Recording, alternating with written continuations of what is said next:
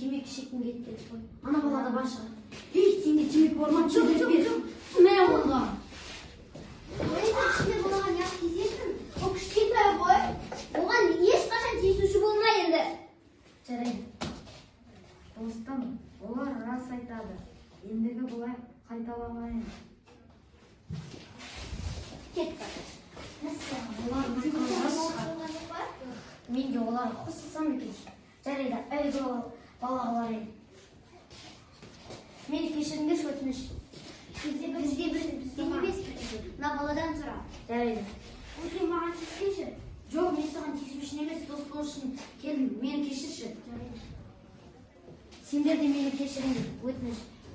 Енді өйтіп қайталаушы болма. Жарайды. Біз сені милицияға өткіземіз.